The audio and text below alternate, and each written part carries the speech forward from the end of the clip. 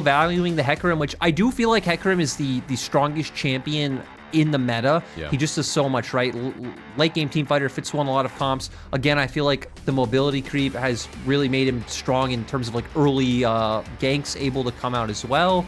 Now for Suning, again, I'd love to see that pick come up. We already highlighted how Kai'Sa plus Hecarim can be very oppressive, but if Suning will opt to lock this one in, I don't think we'll see that. Typically, I feel like we're going to see something along the lines of maybe a Varus come out for Huanfeng, which it's a very non-Huanfeng champion, or, you know, another hyper carry like an Aphelios. It's interesting, right? Because, you know, we've seen the Rel prioritize along with the AD pick twice, but with that overseen, it's Tahm with, okay, let's question to whether we really see the Varus. 8 seconds to find out. Or if we get the early jungle here before it's banned away. You picked it, Lyric, and even though it's not a him type of champion, it will be the partnership for Game 3. I mean, for context, Huanfeng has played 11 games of Varus in his career. In his career, he's played 310 games. So, again, hasn't really gone towards this champion all that much, but still, the thing I like about Tahm Kench's meta, he does extremely good into the Rel, into the Nautilus, into the Alistar, so that's why we've been seeing him pop up once again. I want to see what's in Missing's champion pool, because when a team blind picks Tahm Kench, it does open up other things. Like now for WWE, the Braum can come out, especially now that we're seeing the Ezreal. You can see an Enchanter come out in the support position, whether it's a Karma, a Lulu, it opens up Bard, it opens up Brand. There's a lot of options, but with the Karma locked in, I think we should expect to see this one bot. Yep. Let's remember, it is a triple flex. Yeah, it really is, and I guess I'll be questioning whether they want to put Shanks on it in the mid lane, but for now we'll consider it in the bottom lane. But drafts changed up already so much. The Twist of Fate, something that's been banned away before in both the first and the second phase. I like this a lot. I really hope they decide to lock it in. It would set up really strong for a lot of cross-map plays coming out again, like great side pressure, great 1-3-1, great pick potential. You're going to be able to make plays where, again, Angel hovers around top. You can have Tahm Kench start roaming as well, hovering around mid with the Abyssal Voyage. It just feels like this will be a game where we're really going to get to see Suning's early mid-game, like that level 6 mark onward, and how good their mid-game can be. I feel like for WE, we could say the same thing as well, right? When you pick Ezreal in the bottom lane, you're normally just happy to leave him on an isolated island and continue out. So does it feel like WE, you're looking towards the same thing as we start getting some of those solo lane bans? Like, in a sense, yes, but right, two very different compositions so far, to where W are already signaling they want to be grouped up mid, they want to be fighting that 5v5, they want to be fighting over mid prio and who can walk into river and choke points first, to where Suning want to avoid that completely. They want to pool the members of WE across the map, they want to pick them off. They are able to like re-enter Dragon Pit or areas that have already been taken by WE with the Destiny coming out, so this time's going to be cool because we're going to see two very different and distinct styles of gameplay. Which is what I wanted to see, especially if this happens to be the last game with Suning's dominance so far. We don't have a ban for WE. I don't know if that's a bug or if they literally just missed a ban. We will find out for you because in a playoff series when you're 0-2 down, you definitely don't want to miss a ban, so let's hope. At the same time, right, so that opens up a whole can of worms of pressure, nerves, you know, what's going on in your head, where we've already highlighted, this is Breathe and Shanks' first playoff series in the LPL. So I think for WE, this one can be a bit concerning as we see the Xin Zhao ban come out. I'd love to see Suning pick up a jungler right here. I still think you can even go towards something like the Udyr, which is left open. We haven't seen it this series just yet, but it'll fit really well with that lockdown and that mid 2v2 that would come out. But it's SofM, baby. It's SofM, I was about to say. It doesn't matter. There you go. There's Kayn. So we have a lot of potential lethality if we do get the lethality. Varus, of course, has mainly been the on-hit. But, man, SofM, like, he built Red Kayn with Prowler's Claw. So anything's possible. That's the thing, is I want to see where he goes with this one because they have a lot of squishy targets on the side of WE so far, obviously heavily indexing into Jiumeng being the carry. When we did see Kayn resurge back in the meta earlier on, it was all about that blue Kayn with the assassination potential. Yeah. And for WE, they're going back to what's been comfortable in the Renekton pick. I think it is a bit better this time because it's not necessarily a bunch of champions that need to run forward, especially with this Azir locked in now. This is, you know, the most potent teamfight composition we've seen in this series. It really is. And so for Suning, how do they round this out on the other side? When you talk about all the pick potential, when you look at what's left available, it is the top lane. You're going up against a Renekton And Bin's got a wide champion pool as well. So do we get the boring one, Lyric? I think we do. We get the Gnar versus Renekton again. But hey, at least we got a different draft. I think it's a good call, right? Because sure, you could go for the Jax. You have, some potential to outtrade level 1, and then again, make the lane volatile. You have the globals coming out with a Twisted Fate as well, but it'd be very easy for Beishang to just put a tent up at that lane and really shut him out from playing. So, gonna go back towards Gnar. I like that we see this. Again, you still will have the side lane control that you had last game and that you should have. But I feel like for this game, it's a lot about enabling SofM on this Kayn. That's what we're going to see both Angel's Twisted Fate and On's Tahm Kench utilized. Maybe see if any potential aggression could come out once he does get that transformation. And for WE, I think everyone watching knows what we're looking at. We're playing for those 5v5s. We're waiting for dragons. It's going to be about playing around those 5-minute windows in this game. Yeah, it really is. And I think, very different sides now when we've seen 2 games of similar kind of drafts that want to operate differently but kind of round out at the end. And this is a nice thing to touch on, right? We're going into a game 3 where Suning know they have the advantage. Suning know they've been the better team so far, execution-wise and individually, I'd say as well, throughout many different lanes. And this does feel like Suning are honing in towards top esports, getting ready for their next matchup. Hopefully WE, with a different composition, a different thought, can start making this series competitive.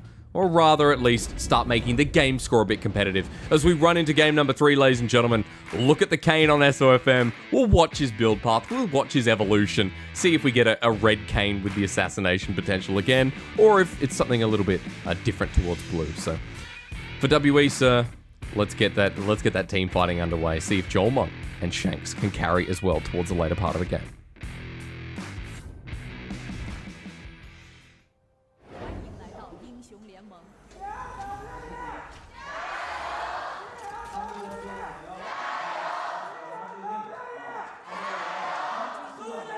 And as we enter Summoner's Rift, Suning a stacking bot. Now, Jiumeng is an Ezreal. Ezreal usually starts with the Mystic Shot. He's going to spot them out. But Suning, do they have the gap closed? No one's willing to commit a Summoner, so Jiumeng will just spot them and walk away. Cheeky play coming out from Suning, but at the same time, right, in a series like this where you are 2-0 up, if you can find any kind of pick and early game advantage, it's going to feel so good. It's going to be really tough for WE, not only in terms of gameplay, but again, going back to that mentality that we talked about.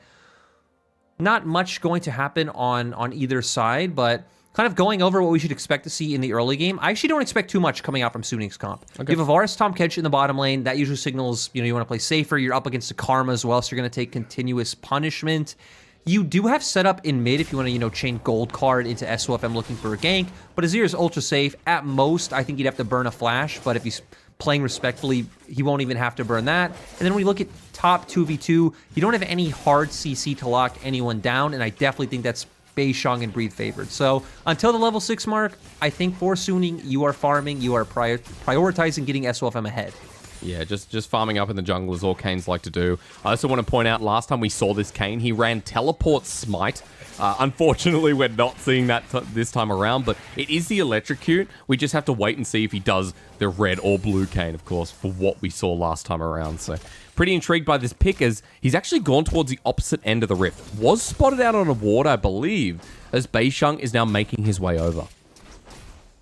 Yeah, and, I would expect that Beishang will just opt to trying to go into, maybe either a mid gank and trying to turn that into some cross mapping into the topside jungle, but doesn't do that. Going to walk in his jungle, and actually looks like they didn't spot out SofM when he came in. Oh, okay. Looks surprised that his Raptors aren't there, and he's just going to be behind. So Suning already executing on their game plan. Their game plan isn't necessarily any ganks, any early actions. It is just about getting this guy ahead. They're already doing that, and Beishang looking to respond in bot side with the fact that Jiumeng and missing have prio. Doesn't want to get triple buff, but Tahm Kench exists. Throw him back towards your side of the map. Smite down, and thank you so much. On, definitely on.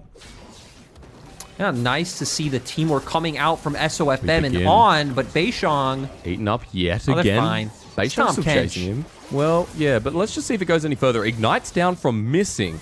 the damage at least to force him away from the Gromp, who is losing his patience. Teleport being burnt as well. This is going to evolve. Exhaust goes down onto Beishang. There's a gold card from Angel, and Suning strike first yet again. Jiumeng with the Arcane Shift over the wall, slowed down thanks to Shanks, but he doesn't have too much mana, and Suning yet again evolve another level.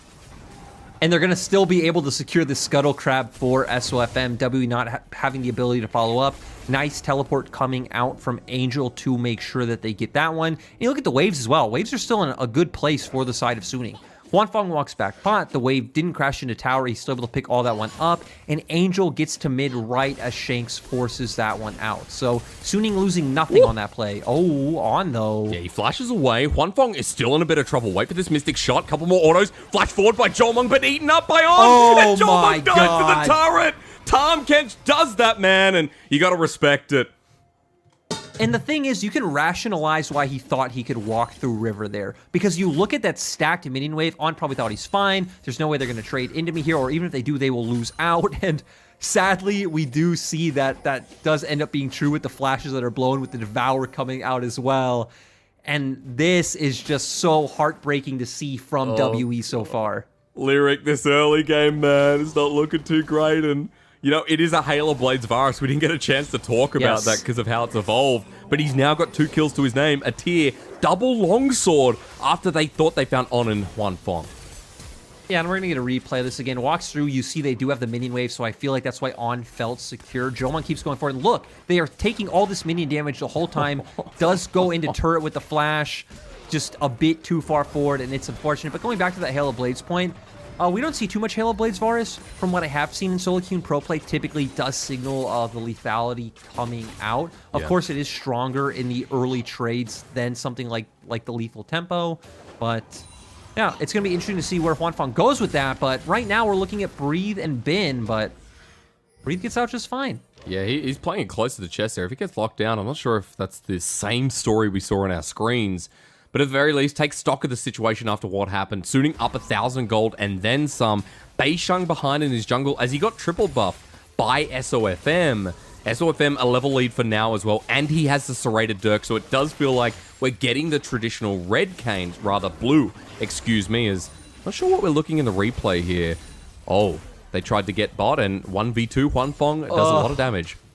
And again, it looked like there was at least like 15 minions there, Hysterics, that they are trying to push through, not respecting at all. And they have bot prio. They're winning by 20 CS.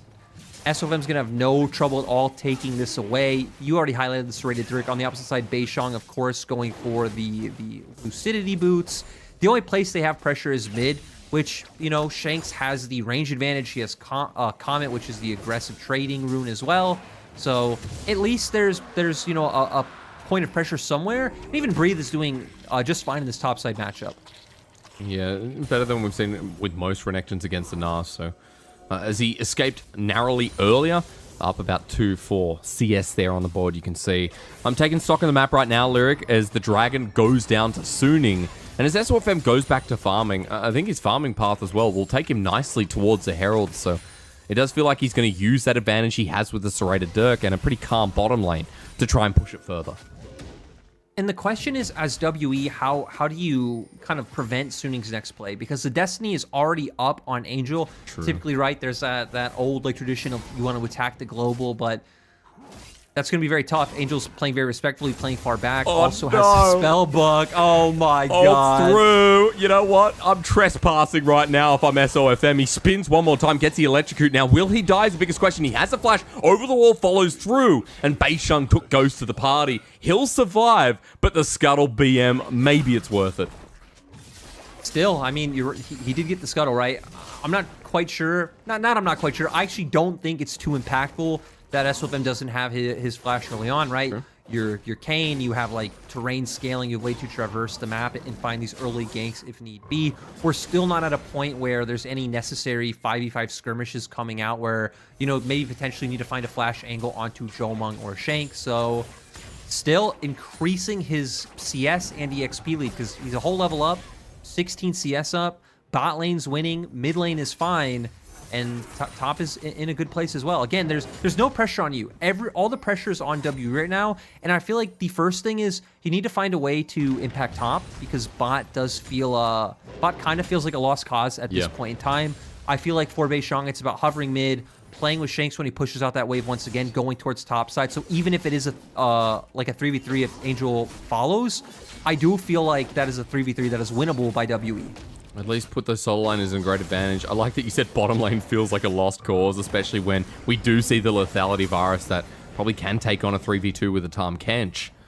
As SofM is down the bottom lane as well if anything erupts. Beishang there too. Breathe walking down just to pick up the lettuce. He went to Woolworths and came back after it was a bit rotten. And now for SofM moving into the mid lane. He'll get spotted out by Shanks, just dancing with the soldiers. And you know what? Egypt was a pretty bold place to be, so I like that SofM is willing to dance between the pyramids, but he'll back off as well after getting spotted out. You know, I also want to highlight the fact that, you know, we're talking about all these options and, like, opportunities that, ooh, though, Bin. We find the solo kill, no Dominus. Yeah, Dominus does exist. Breathe will heal up a little bit there, but it's close, right? I mean, top lane, we expected it to be very fun in this series now. Within the realms of Gnar and Renekton, it's been not bad. I just appreciate you for confirming the fact that, you know, it does exist, but... oh, true. Destiny. Hey, Destiny exists as well. Jiumeng gets hit with that. There's the Chains of Corruption onto Huanfeng. Yeah, give him more gold. Who's now 3-0 Varus. And that's the thing, right? Missing Flash is just coming up now, wasn't up before. And this is what we were talking about, why we were highlighting, oh, maybe Beishang should try to play more on the top half of the map, because anytime you go for bot side, Angel will match. Even if SofM isn't there, Huanfeng is so accelerated, it feels like there's no way they lose out on that skirmish.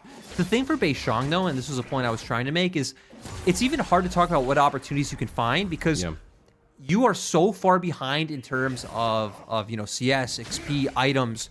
Any time, like, if you make a play and it's not like a guaranteed kill, if you don't get something out of it, that is just more lost time and more time where SofM is getting stronger. And when that next skirmish, when that next 2v2 does break out, it's going to feel almost impossible for the side of WE to win. Right, because especially for a Hecarim, your base stats on Q, on your Rampage, are one of the biggest selling points where you are going through a full tank build. And Lyric, I think the biggest part is that EXP difference is going to hurt the most. 2 levels down against SofM, who now has an Umbral Glaive. This dude going to be clearing some wards, adding a bit of lethality perks, and pretty much shredding anyone like Shanks and Jiumeng this early on. This is scary to go up against, and this is when you know going up against a Kayn is going to be memorable. And, you know, it gives him a bit of an earlier power spike, does complete a full item. It is, you know, one of the cheapest, like, lethality items in the game, if not the cheapest. So this is the time where we want to see Suning really skirmish, and with the dragon coming up in 15 seconds, in my mind, there's no way that this dragon doesn't go over to the side of Suning. I think for WE, you just need to opt out. Yeah, especially when this is happening in the bottom lane. Thank you for the scuttle yet again. Beishang walking away with his tail between his legs, quite literally. And SofM two-shotting wards. Dragon there in front of them for now, and SofM doesn't want to start it yet. Remember, Beishang does have the Rift Herald here, Lyric, so maybe there's something you can get as your WE, but that one thing may not be the dragon. That's the thing, is they definitely need to go look for a Rift Herald play. They're not going to, because they try to posture around mid lane. He was looking to gain some pressure. They're not going to be able to get anything again. You just keep your eyes on the minimap. Both Gnar and then Varus and Tahm Kench are pushing in. They can follow up at any moment. Beishang, though, going to try to respond with a bottom lane gank. Chains of Corruption. That exists. It's all pointless, Hysterics. It's all pointless. Man, you know, you walk into the Varus, you just like, there's the CC, there's the ultimate. SofM now joins the party in the bottom lane. And that's pretty much the end of the play, right? Wave's going to crash on in. That's free turret plating. And Dominus used up in the top lane here. You remember what we said we wanted to see from Beishang 2 minutes ago? Tell me. Go towards the top side. Yeah, that's what you said. It's done down there. You can't do anything. Again, Angel's respecting. You could try to find some kind of like Shurima shuffle play onto Angel and maybe try to delete him first, but he has Flash. He has Unsealed Spellbook if he needed a more defensive summoner.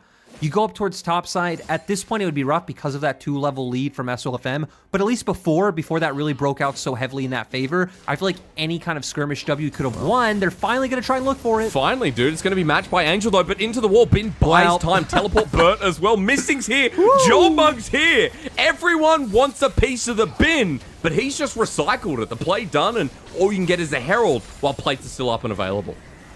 I love that we see it. He plays up towards the wall. They do come in. He lands the ultimate. He's able to get away. WE at least will be able to get some plates out of this one, but the fact that you're not able to guarantee a full turret off your Herald is going to hurt. And we look at the gold right now. It's almost a 5k gold advantage for Suning. It's 13 minutes of the game. You're right. 5,000 gold. We have a mythic, Hysterics. We have a mythic. We do. Well, we have a Tahm up in the top lane. Suning now dissemble, so do WE. Everyone backs away after 5 was sent into the position, and lanes get a little bit staggered. Look at where Gnar is. It's Bin who's just matching Shanks rather for now. While in the bottom side, Breathe is comfortable down there, so we are just crisscrossing for the time being. I also want to highlight a point about how these compositions interact now that Suning have such a massive lead, because you know, we pointed out before, right? Suning want to make the map big, W want to make the map small. W want the, you know, those close, you know, front to back 5v5 team fights. Suning want to play out their side lane pressures. The thing is, now that Suning are winning in every area, Gnar's ahead, Varus is ahead, TF's even ahead from the, you know, the amount of passive gold they're getting from taking objectives and winning out on these fights. You're going to have constant push in those lanes. You're going to be able to keep WE pulled apart. And the only way that WE will be able to force any kind of team fight is if they opt into losing objectives on the side lane, which when you're in an even position, I actually think is fine in this meta that's so heavily favored around Dragon. But when you're this far behind, it is not.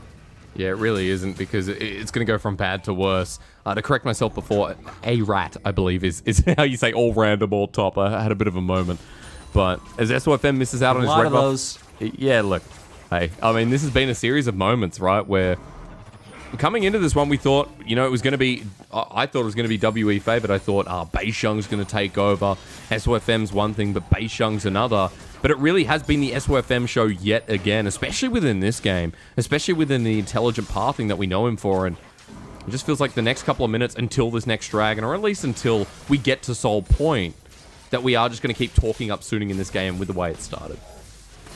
And they're trying to make this play on top, but you look at the minimap, Tahm, Kench, and Varus are already making their way over. SofM is already here. Everfrost comes out, but I don't think anything will be able to be made from this. I just want to go back to your point before where you're like, hey, you know, I thought W would be able to come out ahead, because just talking about our expectations and our predictions, right? I did predict Suning to win the series, but I predicted 3-2. I thought it would be a much closer affair than this, as did almost all of us on the casting team, and even other, like, expert opinions out who do follow LPL I've seen is like, hey, this is going to be a close series. These are two teams where, again, there's no, like, obvious exploitable weakness, other than if they face a team who can maybe, like, lane gap them, like a team like Top Esports, but this was a bit surprising. This one, though, did look like nerves hit WE a bit, at least in terms of their bottom lane. We did see Jiumeng and Missing just kind of throw that one away. You know, it is a bit unfortunate when he flashed into turret early on, but they just haven't really been able to recover from that point. Which is kind of ironic, because remember, the last 3-4 years, WE haven't made it past the second round. This is the second round right here where they were birthed into, waiting for the winner out of Suning out of LNG. Suning versus LNG, rather, excuse me. So it just feels like WE forever cursed for the time being. 2017, the last time they found their success, the last time they had a glorious year in the LPL.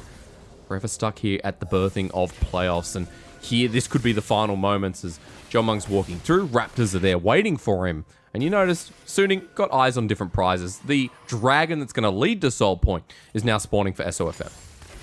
And the thing is, WE can't contest, and you don't really have an option to look for picks around your Azir. We even see Angels is constantly hovering around the bottom half of the map. Top lane turret is pretty much down. It's like, again, like a false sense of security for the side of Angels, so I like that he's playing far back. But I'm really curious to see Huanfeng's damage after this game, because you think about it, he was stuck, you know, sitting in that isolated 2v2 laning phase this whole time, ahead as Lethality Varus, just throwing out these Qs constantly. It's probably going to be off the charts. 60 CS advantage. And the Manamune almost fully stacked, right? This is a 2-item Varus that will one-shot. And I guess the only thing keeping them partially alive is missing shields. The arrows leave the quiver, looking for a target yet again. And Huanfeng, watch this once more, looking for Beishang. That is a tank. The fact that that did, 1/8 of his health is still impressive. As the Chain of Corruption comes out. Huanfeng does get pretty hard. And that ulti not being up is a threat down against WE.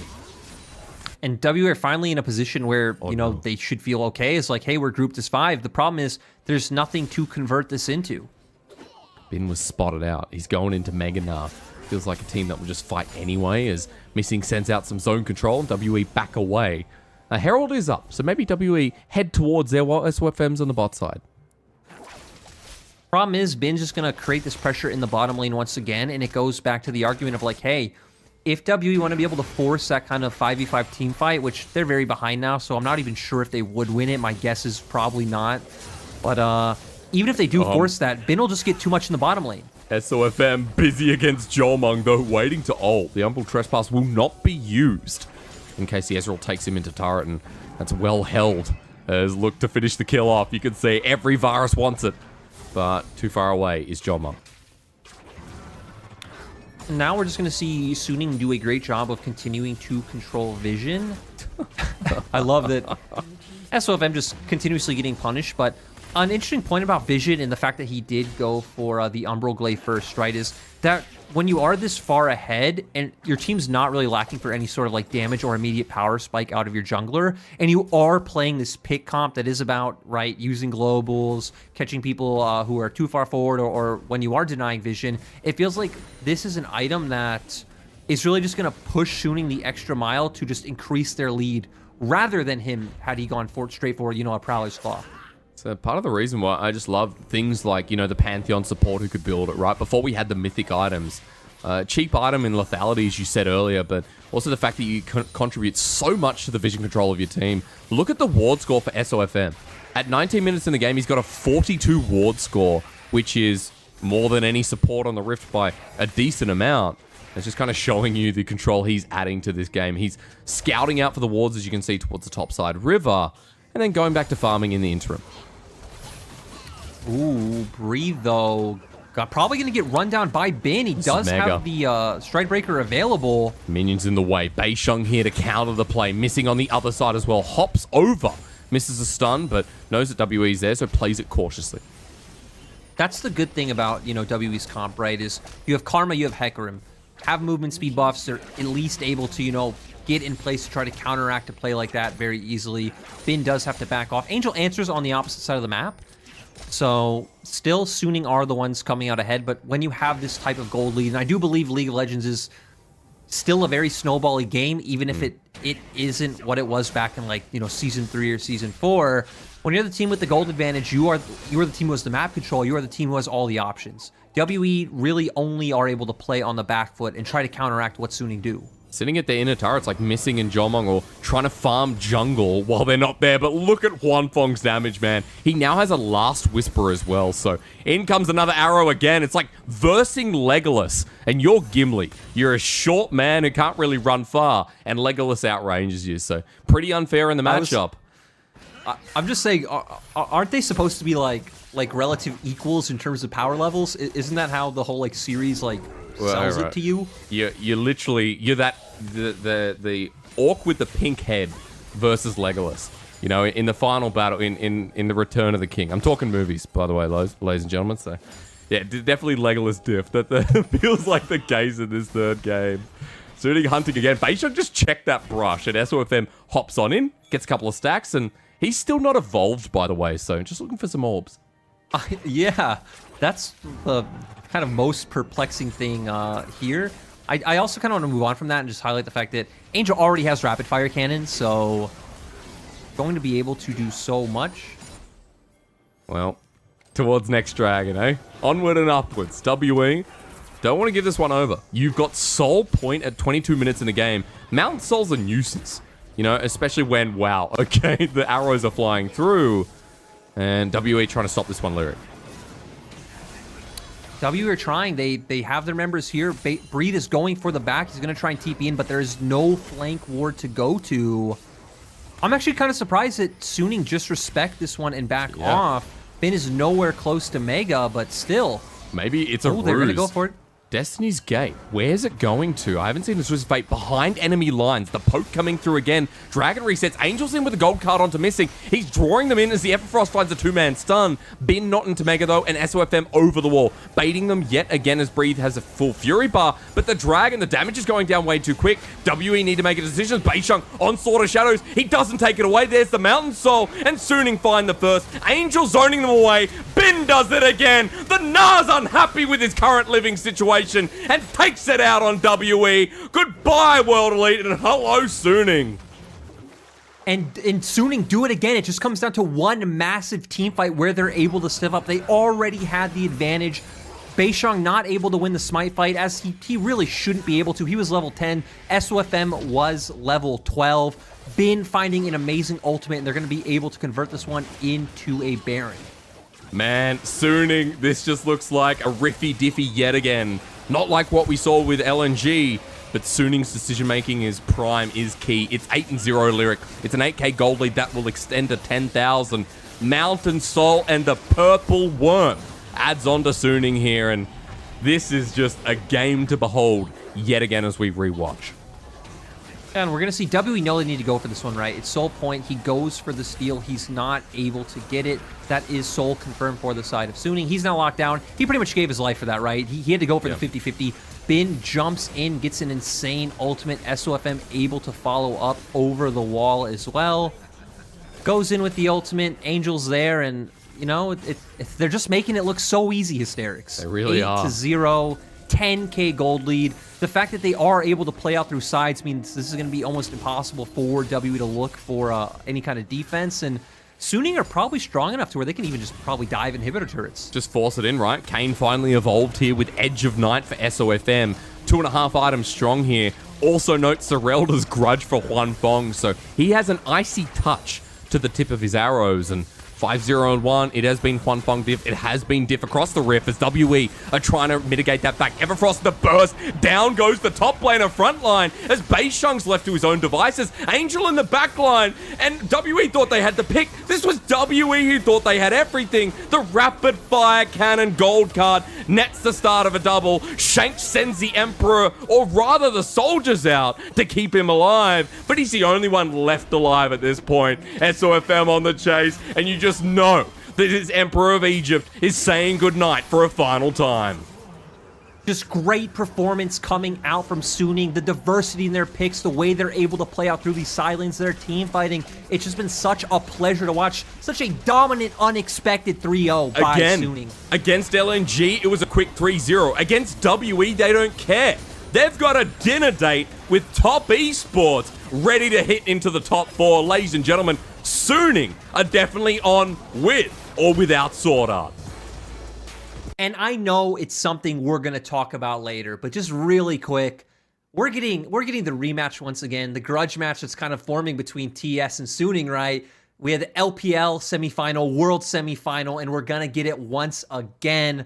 Just great performance all around, and it's so nice to see Suning kind of ramp up to this form slowly. It's obviously becoming like a meme and a trend with Suning is start off the split slow, kind of slowly ramp up. They did have to adjust to lineup changes, and of course, coaching changes. Though they didn't gain any new coaches, they of course did lose Chashao, so a lot of adaptation, but Suning are still on point. And I think for me, important enough to let everyone know that, you know, losing Sword Art, we did have concerns at first towards the start of the split. You and I both, and, you know, a lot of the rest of the team thought this would lower down Suning, but they've really ramped up. You're right. They've become this menace.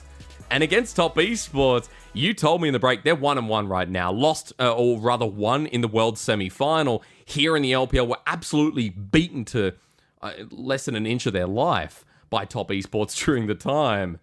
And we got to settle the score in 2 days' time. We do, and oh, that's going to be a good one to see. I feel like SofM once again having an amazing series. So seeing him up against Karsa. Bin, I mean, his laning phase was just, you know, pretty good the whole time. Obviously in game one, there was some blunders. I think it was a bit maybe overconfident thinking that the Zillion ultimate could work to get him in lane. But still, I think overall had a solid performance. great Mega Gnar ultimates. And then we look at the bot lane. The bot lane's doing exceptionally well, and On being the biggest surprise because On was by far the weakest member on this team, as you should be as a rookie support coming into this lineup, but it's just great. We're even getting into a meta that I feel like favors Suning. The Tahm Kench is being able to be played. 1-3-1 and side lane champions are coming in. It's like Suning are inching closer to their comfort zone. I just love the game 3 draft as well, right? Because I'll be honest, you know, the first two, the similarities as a play-by-play, you never like to see it, I guess as a fan as well. But seeing a draft like that has a very different function, right? You talked about the pick composition. Suning played it quite measurably, but again, it all started with this jungler. SofM got triple buff, got a lead in the jungle, didn't evolve till 20 plus minutes, but still maintained control more so than Beishang in this third one. That was the funny thing, right? Because, I mean, W even, like, pseudo expected it to happen. They dropped that ward. The Observer wasn't on it, so we didn't actually get to see how SofM got around that one, but they clearly didn't know. Took away not only his buff, but then also his Raptors. Goes back to his jungle. Suning play around it so well. We even see Angel coming out with the TP. They defend. They then pick up another kill.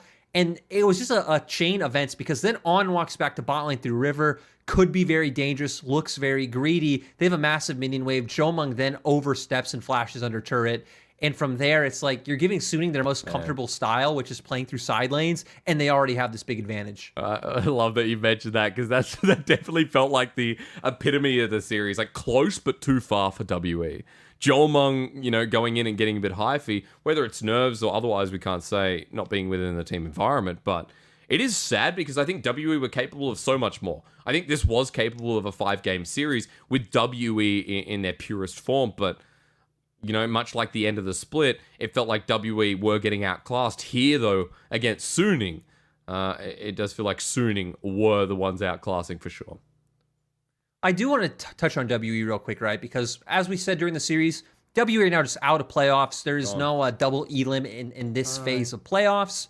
So as kind of my thoughts of WE, it's like, hey, they came in. It obviously didn't work out. I didn't really like that they tried to run their draft back 2 games in a row in game 1 and 2, but this roster still hasn't met the potential of what I think a lot of people think it could hit with the players they have. Sure. I still don't think they've completely incorporated Shanks completely into the lineup. They don't really play around Breathe at all. As when you look at his like share of team's damage, it's like 21% on OMG. He was the hyper carry. And we look at their bot lane. It's like their bot lane definitely performed a lot worse than they did in 2020. So, you know, there were some growing pains with WE despite the fact that they were still a top team. It does still feel like there's ways for individual players to grow and like their system to grow as a whole, and I still think they're an exciting team to look towards for the future because they are the youngest team in LPL in terms of just like age of players and how long a lot of these players have been playing. They're a very young team. They are, and I think that's why, you know, you can be disappointed, but you can also be like, well, let's be realistic. There's a long way to grow, and that's what makes these guys exciting, right? Like WE still have the same feel as they did in 2017. It's just about, you know, continuing to polish and prime themselves up. Getting ready for that next split. So we'll see if WE are able to overcome. That's it, as Lyric said before. There is no lifeline here in this King of the Hill bracket. Suning now go up against top esports and revitalizing that game for anyone that missed out. Just look at the near perfection. This was the dominance. 1 turret was all that WE got. It was a killless game for this team. And it seemed like nothing they can do was right. So feels real bad. And I'm now pretty excited to wait for the Suning versus top esports that you and I will be casting to see if the journey goes even further than that. It's gonna be interesting because, right, top esports are a team that, I mean, they lane kingdom you or they just end up losing. And you know, one point of the map we need to pay attention to is that bottom lane. But at least for this game, a bottom laner is our MVP because you saw Huanfeng's damage, you saw the way they punished Jiumeng's mistakes. He stepped up and he just made it oppressive for WE to play against. He did. Huanfeng, we'll bring it up on the screen for you, as Lyric said, MVP. Well deserved here from the AD carry, who just lane dominance in the end, but we saw the early kills make a big contribution. This lethality Varus doing 40% damage. Everyone expected him to be the Legolas of the game, and he was, so. Feels really good to talk about Huanfeng yet again in this split, when I think Huanfeng has been one of the better performing members as an individual AD carry within team fights, right? Like, Huanfeng has had pop-off games. I'll be honest, even this split, I still rank him as a top 4 AD carry in the LPL, if not, you know, top 3. I think I think there's an argument. I think like Viper and JackeyLove are clearly in that conversation. But when you look at Huanfeng, it's like, sure, their bot lane as a whole had a, I'd say, disappointing split, but then you add in onto the conversation who, again, was having a lot of issues on his first time on stage. Huanfeng, I think, has been an exceptional performer all split long, even despite the issues that Suning themselves had. And again, they came into this game, SofM had a very interesting path, punished WE, and then they were able to convert that into forcing WE or putting WE in two positions where they make mistakes on bot side, and then like Huanfeng just never let the game go. He never gave them a chance. You think about it, what can you do as Ezreal Karma in that lane where Varus comes back, he is a serrated Dirk, you don't even have any money to buy even a component of an item, and now you're just trapped. Even when they tried to like send Beishang down to gank him, throws out the Chains of Corruptions, lays down another Q, Beishang is now also half HP. That's right, he can't get into the lane, and from there it's just like, well, we can't touch bottom lane. I do like that in game you mentioned the pathway that Beishang could have taken towards the top side, but those are tangents that are maybe for another day when we do break down WE in the future, when we look at their run towards summer. And I think in playoffs, I mean, if I'm comparing the two sides of the bracket, even though it's only been a couple of rounds now, Lyric, it does feel like Suning have had the most dominant games out of anyone, right? RA, IG, bit of a scrap. FPX, RA, in a sense, FPX were a little bit scrappy too. Suning have absolutely slammed the ham sandwich down. They've upgraded to Turkey. And I'm excited to watch them against top esports. Ladies and gentlemen, we're going to throw to an interview with Wendy. I didn't find out who it was, but you'll soon see as Suning are on stage.